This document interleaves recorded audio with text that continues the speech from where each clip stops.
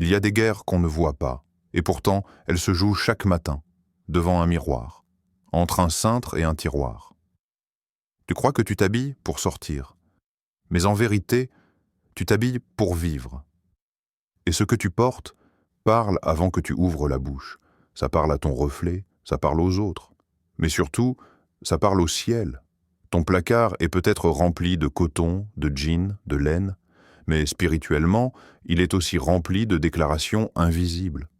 Des vêtements qui bénissent, d'autres qui lient, des habits cousus avec intention, et d'autres tissés avec des chaînes. Ce que tu portes aujourd'hui pourrait être la cause de tes blocages, de ton anxiété, de ta solitude, ou de cette impression tenace de vivre en dessous de ta destinée. Alors non, ce n'est pas juste un style, ce n'est pas juste une tendance, et ce n'est surtout pas juste un vêtement. C'est une langue spirituelle. Et aujourd'hui, on va la décrypter vêtement par vêtement, mensonge par mensonge, accord par accord. Tu es sur le point de comprendre pourquoi ton placard parle plus fort que ta prière, et surtout, comment le silence du Saint-Esprit peut parfois être lié au bruit de tes choix textiles. 1. Ce qui est brisé à l'extérieur peut entretenir ce qui est brisé à l'intérieur. Il y a dans certains vêtements une mémoire que la couture ne dit pas. Un jean déchiré, un tissu effiloché, une chemise aux coutures fatiguées. On les prend, on les porte, sans se méfier. On les croit neutres, banals, familiers, mais ils sont parfois des témoins silencieux d'une fracture plus profonde. Chaque trou, chaque usure, chaque fil tiré porte le souvenir d'un moment où quelque chose en nous s'est rompu. Ce pantalon, je l'ai mis le jour où j'ai perdu confiance. Ce pull, je l'ai porté pendant que mes prières restaient sans réponse. Ce t-shirt troué, je l'ai aimé parce qu'il ressemblait à mon cœur. Les habits savent plus que nous pensons. Tu crois que tu choisis ce que tu portes? Parfois, ce sont tes douleurs qui choisissent pour toi. Tu veux du confort, tu cherches l'aisance, mais tu finis par couvrir ton âme avec un symbole de désespoir. Ce jean déchiré, ce n'est pas qu'un style. C'est un accord silencieux avec la version de toi qui doute encore. Celle qui pense que la restauration est un luxe. Celle qui se dit « ce n'est pas si grave, c'est juste un vêtement ». Mais ce n'est jamais juste un vêtement. Dans le royaume, même l'habit est prophétique. Rien n'est anodin dans le regard de Dieu. Pas une larme, pas un pas, et pas un vêtement. Joseph n'a pas été élevé tant qu'il portait l'habit du prisonnier. Les prêtres ne pouvaient pas entrer dans le lieu très saint s'ils étaient mal vêtus. Même les rois changeaient de vêtements pour marquer un changement de saison. Et toi? Quels vêtements portes-tu encore qui racontent une ancienne version de toi-même? Le brisé comme une identité adoptée. Le monde a rendu la douleur stylée. Il a donné un vernis rebelle à la pauvreté. Il a transformé le manque en esthétique minimaliste. Mais l'esprit ne confond pas authenticité et compromis. Tu n'as pas été sauvé pour normaliser ce que Dieu a vaincu. Quand tu portes ce qui est troué, tu peux inconsciemment envoyer un message. Je suis à l'aise avec l'inachevé. Je me suis adapté à l'abîmé. Et pourtant, Dieu ne t'appelle pas à survivre dans le brisé. Il t'appelle à renaître dans la plénitude. Un ciel qui attend qu'on se redresse. Parfois, le ciel reste silencieux, non pas parce qu'il t'a oublié, mais parce qu'il t'attend, à l'endroit où tu es censé t'habiller de ton appel. Tu veux marcher dans une saison de bénédiction, mais tu portes encore le tissu de l'esclavage. Tu veux des portes ouvertes, mais tu es vêtu comme quelqu'un qui a renoncé. Tu dis que tu crois, mais ton apparence parle le langage du renoncement, l'habit qui recycle la douleur. Chaque fois que tu enfiles ce vêtement brisé, tu revisites un souvenir, même sans t'en rendre compte. Tu réanimes un message, tu rallumes une émotion. Tu fais tourner en boucle un disque intérieur que Dieu voulait arrêter. Et ce n'est pas que Dieu ne veut pas te bénir. C'est que tu portes encore la tenue du désert, alors que la terre promise t'attend. Changer de vêtements, c'est parfois changer de monde. Il y a eu un matin où j'ai pris cette veste déchirée. Elle me plaisait. Elle était moi, croyais-je. Mais soudain, une pensée douce et ferme m'a traversé l'esprit. Tu ne peux plus te cacher sous le passé. Tu ne peux plus porter les lambeaux du doute. Il est temps de te vêtir de ce que tu crois et non de ce que tu as traversé. Et j'ai compris. Changer un vêtement, ce n'est pas juste changer d'apparence. C'est parfois activer un mouvement spirituel. Le royaume a ses tissus sacrés, il y a des manteaux d'autorité, des robes de louange, des vêtements de justice, et aucun d'eux n'est troué. Ils sont complets, entiers, cousus dans la lumière du Père. Ils ne mentent pas sur ton passé, mais ils refusent de l'exalter. Dieu ne t'habille jamais pour te rappeler ce que tu étais. Il te couvre pour te rappeler qui tu es. 2. Ce qui sert le corps peut étrangler l'âme. Il faut qu'on en parle, franchement. Parce qu'à un moment donné, quelqu'un doit avoir le courage de le dire sans tourner autour du pot. Certains habits n'ont pas été créés pour que tu sois à l'aise, mais pour que tu sois exposé. Et le problème, ce n'est pas seulement la couture. C'est l'intention derrière la couture. Commençons par la base. Pourquoi tant de tissus pour si peu de couverture? Il y a des vêtements aujourd'hui qui ne couvrent plus rien. Ils dessinent, ils épousent, ils soulignent. Mais protéger le corps? Non. Ça, c'est optionnel. C'est comme si l'industrie disait « Ton corps est ton CV, vends-le bien ». Et toi, disciple du Christ, tu marches là-dedans sans même te rendre compte que tu fais la pub, pas pour le ciel, mais pour une approbation terrestre qui coûte ta paix, ton autorité, ton onction. La vérité spirituelle derrière les habits collés à la peau. Ce n'est pas qu'un sujet de morale. Ce n'est pas une question de « sois pudique ». Non, c'est plus profond. C'est une guerre subtile sur ton identité. Parce que si l'ennemi peut te faire croire que ton corps est ton argument, il te détourne de la puissance de ton appel. Il veut que tu crois que, si tu es belle, tu mérites l'amour. Si tu attires, tu réussis. Si on te regarde, tu existes. Mais Dieu dit, tu es précieuse sans t'exposer. Tu es choisie sans performance. Tu es appelée même si personne ne te like. Attention aux habits qui forcent l'approbation au lieu de refléter la vocation. Regarde bien autour de toi. Le modèle, aujourd'hui, c'est une image à reproduire. Mince, moulée, parfaitement filtrée. Mais à quel prix? Les vêtements trop serrés ne laissent pas que la peau respirer difficilement. Ils étranglent aussi le souffle spirituel. Tu n'es pas libre. Tu es enfermé dans une forme qui ne tolère ni l'échec, ni l'imperfection, ni la pudeur. L'esprit de Jézabel, ce n'est pas juste une femme biblique. C'est une stratégie. Non, Jézabel n'est pas qu'un personnage. C'est un esprit manipulateur qui utilise le paraître pour contrôler. Et les habits serrés en sont un véhicule idéal. Pas parce que c'est péché d'avoir une taille fine, non. Mais parce que la séduction est devenue une norme, même dans les cercles chrétiens. Les réseaux sociaux regorgent de selfies sanctifiés, de vidéos inspirantes avec décolleté, de versets bibliques collés sur des robes à peine présentes. 1 Timothée 2,9 n'est pas une recommandation stylée, c'est une fondation. Je veux aussi que les femmes se parent d'une tenue décente avec pudeur et modestie, c'est clair. Ce n'est pas démodé, c'est biblique et c'est puissant. Parce qu'en se couvrant avec pudeur, on envoie un message spirituel. Je n'ai pas besoin de séduire pour être béni, je n'ai pas besoin d'être vu pour exister, je n'ai pas besoin de plaire aux hommes pour plaire à Dieu. Mais pourquoi c'est si dur à abandonner? Parce que ces vêtements donnent une illusion de pouvoir. Tu les mets et soudain, tu sens que tu contrôles l'attention. Les regards se tournent. Les likes tombent. Tu as l'impression de régner. Mais ce n'est pas de l'autorité, c'est du mirage.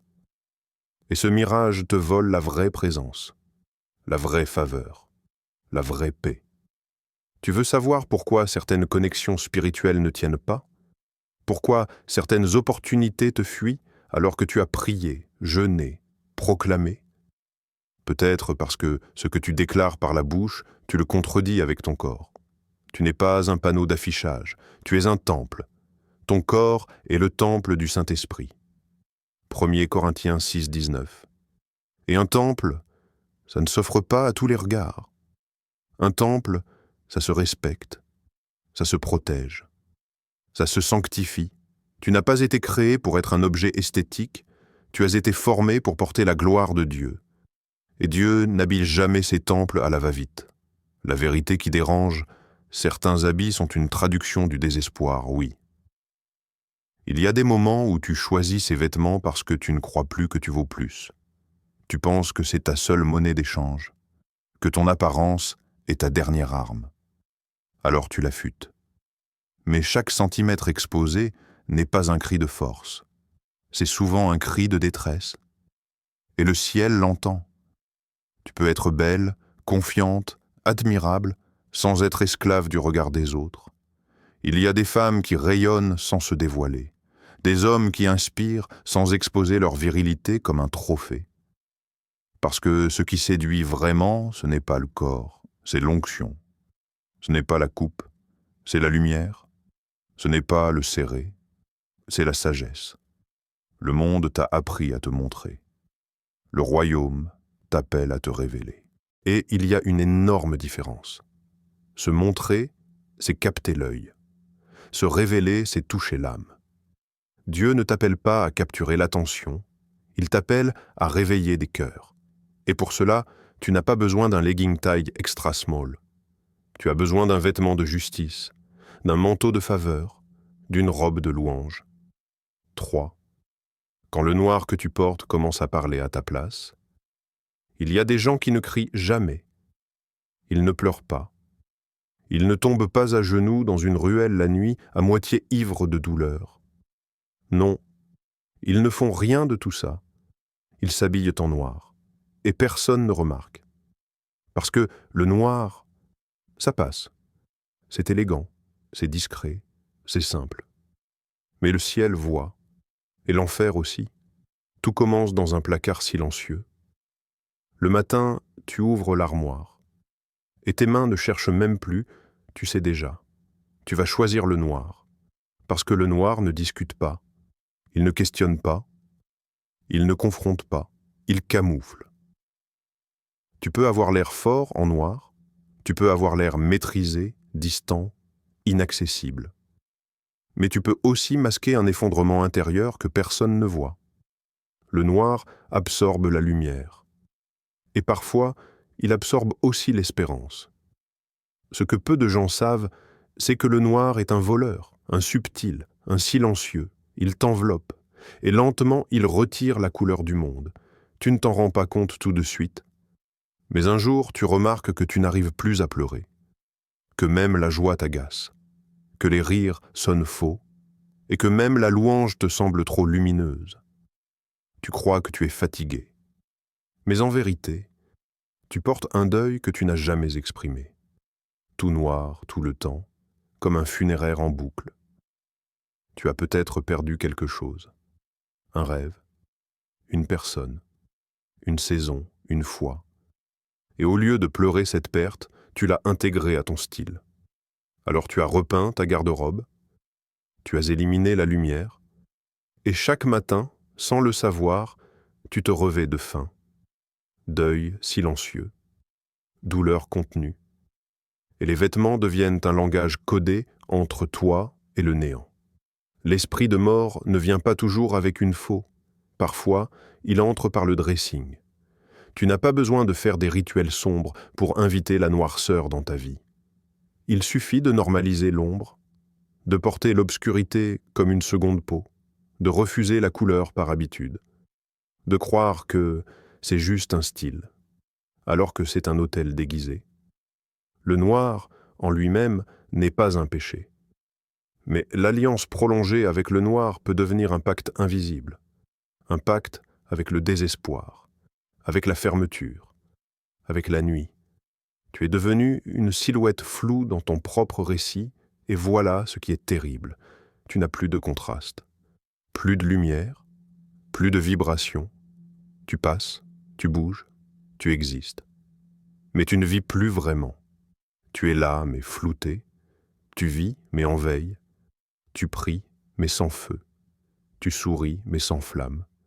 Tu es devenu un personnage secondaire dans ta propre histoire. Et tout a commencé avec un choix vestimentaire devenu rituel. Regarde ton placard, vois ton reflet. Ne cherche pas de démon. Ne cherche pas de malédiction prononcée par d'autres. Parfois, la malédiction vient du silence que tu as entretenu en toi. Et ce silence a une couleur. Il est noir, dense, total.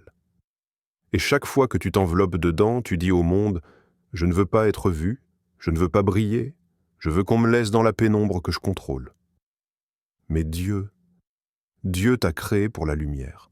Tu n'as pas été façonné pour t'habiller comme un enterrement. Revêtez-vous de l'armure de lumière. Romains 13:12.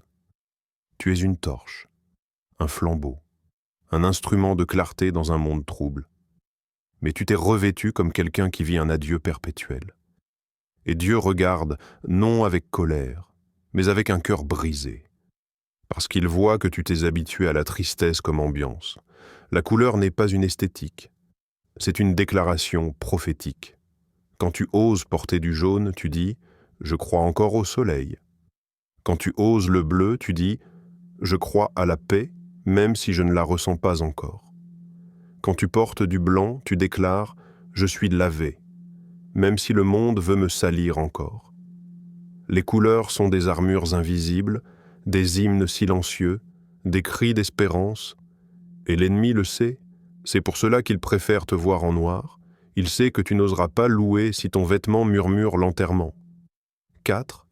Les t-shirts qui te maudissent en silence, et tu trouves ça stylé. Allez, à vous.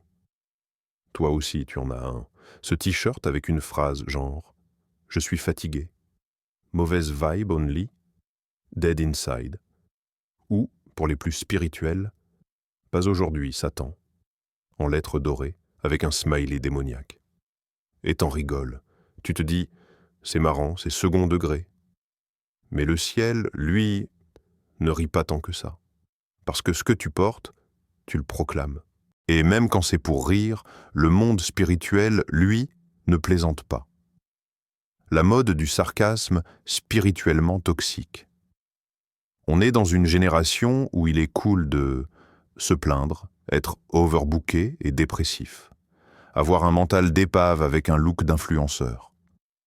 Alors on a mis tout ça sur du coton, et on en a fait des slogans.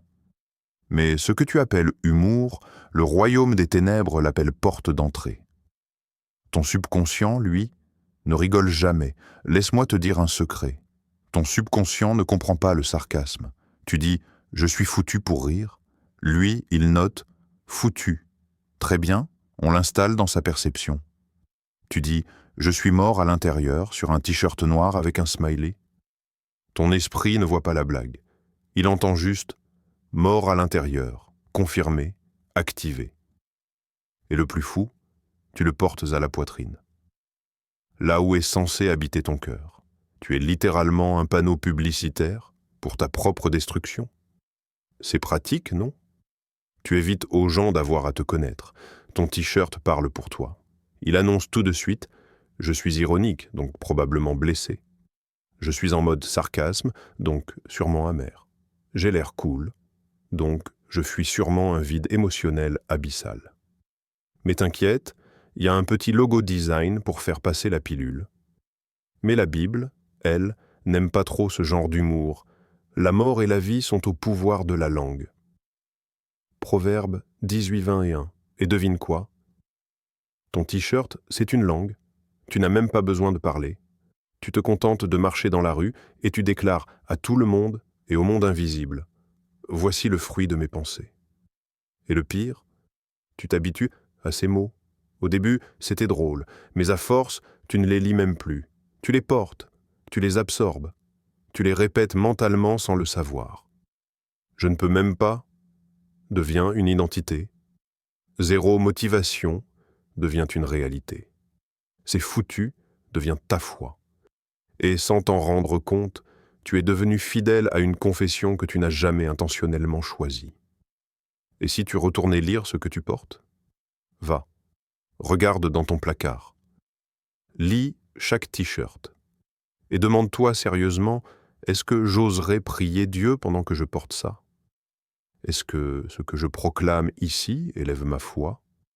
Est-ce que ce message attire des anges ou des démons? Indice, si ton t-shirt dit « mauvais karma » ou « sauvage à vie », tu connais déjà la réponse. Mais c'est juste un t-shirt, arrête? Oui, bien sûr.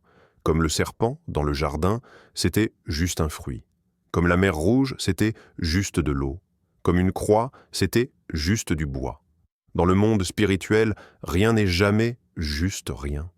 Tout est langage, tout est porte, tout est atmosphère. Et parfois, ton plus grand blocage spirituel se trouve dans ta garde-robe. Et si tu portais ce que Dieu dit de toi, imagine un t-shirt qui dit « racheté », appelé à la lumière, « je suis ce que Dieu dit que je suis », fils, fille du roi. Tu crois que c'est moins stylé? Tu crois que c'est moins percutant? Essaie, tu verras. Parce que ce que tu portes change ce que tu crois. Et ce que tu crois change comment tu vis. Et comment tu vis change ce que tu attires. 5. Quand tu t'habilles pour disparaître, mais que Dieu t'appelle à apparaître. Il y a des vêtements qu'on ne porte pas pour se couvrir, mais pour s'effacer. Ils tombent lourdement sur les épaules, glissent jusqu'aux poignets, traînent sur les hanches et t'enveloppent comme une brume. Tu les mets parce qu'ils sont confortables. Mais ce confort, parfois, n'est qu'un autre nom pour la fuite. Le vêtement comme cape d'invisibilité spirituelle. Tu crois que tu cherches la discrétion. Mais ce que tu cherches, en réalité, c'est à ne plus être vu, ne plus être jugé, ne plus être blessé, ne plus être choisi pour être rejeté juste après. Alors tu t'enveloppes et tu deviens flou, pas inintéressant, juste imperceptible. Tu ne veux plus qu'on te voie, parce qu'on t'a déjà trop regardé, sans jamais vraiment te voir. Il est plus facile de disparaître que de se révéler. Il est plus simple de se fondre dans l'ombre que de s'assumer dans la lumière. Tu dis « je suis juste discret ». Mais l'esprit murmure « tu es en train de t'excuser d'exister ». Chaque vêtement trop grand devient une prière inversée. « Seigneur, je sais que tu m'as créé avec une voix, un appel, une lumière, mais laisse-moi rester en fond d'écran. » Et pourtant, il t'a façonné pour être une ville sur une colline. Tu te caches, mais de quoi? De ton appel? De ton reflet? Du souvenir de la dernière fois où tu as essayé d'être toi et qu'on t'a rejeté. Il y a, dans ces vêtements trop larges, un message inconscient. Je ne suis pas prêt à briller. Je n'ai pas la force de me tenir droit. Je ne crois pas que je mérite l'espace que je prends. Mais Dieu ne t'a pas appelé à t'éteindre doucement. Tu es un temple, pas une ombre. Ton corps n'est pas une honte à camoufler. Ta silhouette n'est pas une erreur à étouffer. Ton visage n'est pas un élément à flouter. Il t'a formé dans le secret. Mais pour que tu sois vu dans la lumière. Et chaque fois que tu te couvres pour disparaître, tu nies une partie de l'œuvre de ses mains. Les vêtements trop grands sont parfois des armures, mais Dieu n'a jamais demandé d'armure pour briller. Ce pull ample, ce manteau sans forme, ce hoodie toujours remonté, tu crois que ça te protège. Mais ça étouffe aussi ta respiration. Tu n'es pas à l'abri, tu es en cage. Et le monde, lui, n'entend pas la voix que tu refuses de porter.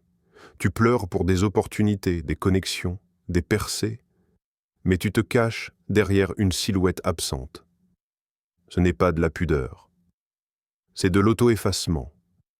Ne confonds pas humilité et disparition. L'humilité, c'est reconnaître que Dieu est grand. Mais la disparition, c'est nier qu'il t'a fait à son image. Et cela, ce n'est pas sain. C'est triste, c'est douloureux. C'est une souffrance silencieuse que beaucoup traînent depuis l'enfance. Dieu ne t'appelle pas à devenir quelqu'un d'autre. Il t'appelle à oser devenir toi. pas la version approuvée par les autres, pas celle qu'on attend, pas celle qui ne dérange pas, la vraie. Celle qu'il a formée, qu'il a rêvée, qu'il a vue avant que le monde ne te recouvre. Tu es autorisé à être visible. Tu as le droit d'exister sans te cacher. Tu as le droit de marcher dans la pièce sans t'excuser. Tu as le droit de lever les yeux, d'ouvrir la bouche, de tenir ta place. Tu n'as pas besoin de disparaître pour être en paix. Tu as besoin de te réconcilier avec ton reflet. Et peut-être que tout commence avec un vêtement. Un vêtement qui ne dit plus « ignore-moi », mais qui dit « voici, je suis là, je suis entier, je suis prêt ». Ce n'est pas une vidéo sur la mode, ce n'est pas une critique de style, c'est un appel. Un appel à faire la paix avec ton image, à aligner ton extérieur avec ce que Dieu bâtit à l'intérieur. Il ne t'a pas sauvé pour que tu continues à porter les haillons du désert. Il t'a appelé à revêtir les vêtements de promesse. Tu ne peux plus demander une vie nouvelle tout en portant les symboles d'une ancienne souffrance. Tu ne peux plus proclamer la liberté tout en t'habillant comme un captif. Dieu veut t'enseigner une chose simple. Le vêtement, dans le royaume, est une onction visible. Ce que tu portes aujourd'hui peut proclamer la restauration, la dignité, la joie, la lumière, l'amour, la foi, ou ça peut proclamer l'amertume, le rejet, le manque, la peur, le renoncement. Et aujourd'hui, tu as le choix. Pas juste celui de t'habiller autrement, mais celui de revêtir ton appel. Alors lève-toi, ouvre ton placard, prends chaque pièce et demande-toi, est-ce que cela ressemble à ce que je suis devenu ou à ce que j'ai laissé derrière moi? Débarrasse-toi des chaînes camouflées en tissu, libère-toi des alliances signées en lettres imprimées, et revête-toi de tout ce que Dieu a préparé pour toi. Parce que le ciel t'attend, et il ne t'attendra pas éternellement.